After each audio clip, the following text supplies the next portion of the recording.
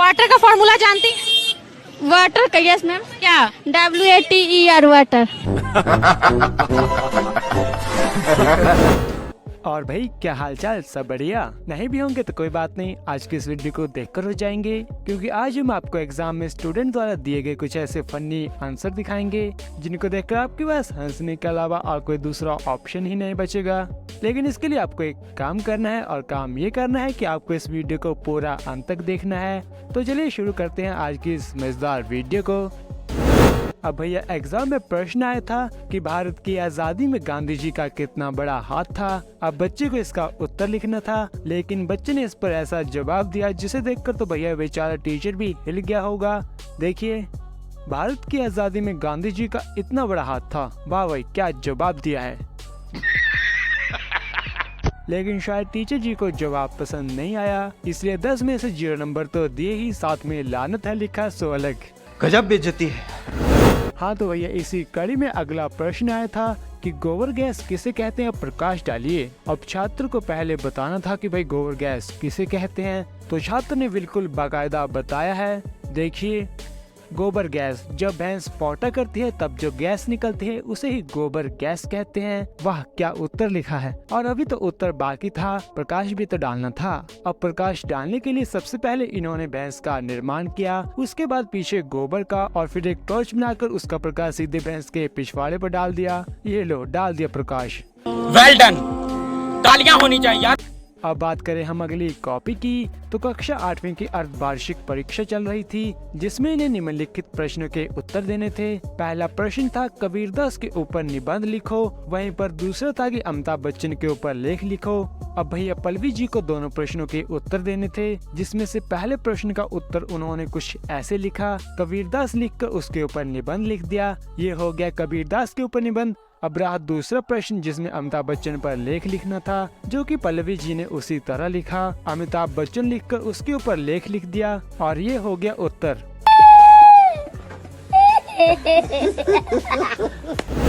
अब अगला प्रश्न था कि भाई पर्यायवाची शब्द लिखो, जिसमें छात्र को अपने हिसाब से कोई भी 8-10 पर्यायवाची लिखने थे, लेकिन छात्र तो महाज्ञानी निकला और पर्यायवाची शब्दों की जगह उसने अनेक शब्दों के लिए एक शब्द लिख डाले, जिसमें पहला था जो कभी न मरे, तो जनाब ने जवाब में लिखा है साउथ का हीरो। दूसरा था जो कभी न दिखे, मिस्टर इंडिया। तीसरा था जिसका कोई अंत न हो, माँ का भाषण गजब। चौथा सदा झूठ बोलने वाला, जवाब है नेता। चलो ये जवाब तो मेरे को भी थोड़ा बहुत सही लगा। पांचवा था जो कभी न हारे, छोटा भीम। छठा आकाश को चूमने वाला हेलीकॉप्टर। सातवां जो हाल ही में मरा हो, श्रीदेवी। भाई छात्र ने तो बिल्कुल कमाल ही कर दिया, लेकिन शायद टीचर जी को इनके खुराफाती उत्तर पसंद नहीं आए, इसलिए 7 में से 0 बट्टा सन्नाटा दे दिया।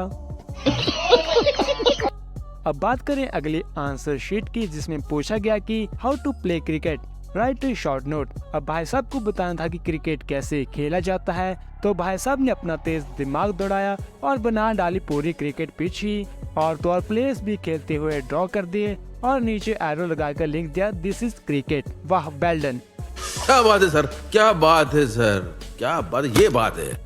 भाई बहुत सारे स्टूडेंट्स ऐसे होते हैं जिनको अपनी फैमिली का डर होता है कि भाई अगर फेल हो गए तो घर वाले बहुत डांटेंगे। अब भैया कुछ इसी तरह का डर इन मोहतरमा को भी सता रहा था, इसलिए उन्होंने आंसर शीट पर आंसर लिखने के बजाय ये सारा कुछ लिख दिया कि सर मैं एक लड़की हूँ और मेरी 28 जून को शादी है, इसलिए आप मुझे प्लीज पास कर देना, नहीं तो हमारे घर वाले बहुत गुस्से में रहेंगे।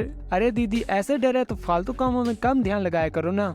पढ़ाई लिखाई में ध्यान लगाओ, IAS बनो और देश को संभालो। आगे हम आपको मिलवाने वाले हैं पुष्पा मूवी के सबसे बड़े फैन से, जिसने अपनी आंसर शीट में आंसर लिखने का बजाय पुष्पा का ही डायलॉग लिख डाला, पुष्पा पुष्पा राज, अपन लिखेगा नहीं साला। कोई बात नहीं बेटा, मत लिख, क्या फर्क पड़ जाएगा, 1 साल और इन्हीं टीचरों की सेवा कर लेना। ये क्या बात करता है यार। चलिए दोस्तों, अगली बात करते हैं कॉपी की, जो कि टेस्ट की थी। स्टूडेंट का नाम था गोलू। अब नाम गोलू है तो भैया काम भी गोल मटोल ही किया होगा। प्रश्न था कि कोल्ड और चिल्ड के तापमान में क्या अंतर होता है। अब हमारे गोलू भैया को इसका उत्तर लिखना था, जो कि इन्होंने बाकायदा लिखा है। इन्होंने उत्तर में लिखा कोल्ड और चिल्ड के तापमान में कुछ भी अंतर नहीं होता, दोनों ही ठंडे होते हैं, केवल भावनाओं का अंतर होता है। बियर चिल्ड होती है और कॉफी कोल्ड होती है। वाह क्या जवाब दिया है, लेकिन शायद टीचर जी को गोलू का ये प्यारा सा जवाब पसंद नहीं आया, इसलिए 10 में से -5 नंबर तो दिए ही, साथ में ये भी लिख दिया कि आपकी टीसी तैयार कर दी गई है, कल अपने बाप से कहें कि आकर ले जाएं। अब इसी कड़ी में अगले प्रश्न की बात करें तो प्रश्न आया था कि 1857 की क्रांति पर प्रकाश डालिए। अब भैया प्रश्न के अनुसार इस प्रकाश को 1857 की क्रांति पर डालना था, तो देखिए कैसे इस बच्चे ने 1857 की क्रांति पर प्रकाश डाला है। सबसे पहले इसने 1857 की क्रांति लिख दिया और उसके बाद टॉर्च से उसके ऊपर प्रकाश डाल दिया। पर भैया डाला तो डाला, लेकिन कोने में लिखा भी है कि प्रकाश डाला गया। जैसे कि चेक करने वाला टीचर तो दूध पीता बच्चा ही है, जिसको एक एक चीज बतानी पड़ेगी। भाई यहाँ एक बच्चे को इंग्लिश ग्रामर में अपोजिट वर्ड्स लिखने थे, जहाँ पर उसने गुड का अपोजिट वर्ड बैड लिखा, तो ब्लैक का व्हाइट। पर जब ओरिजिनल का अपोजिट लिखने की बात आई तो बच्चे ने आर्टिफिशियल लिखने के बजाय सीधा चीनी लिख दिया। बड़ा हरामी हो बेटा।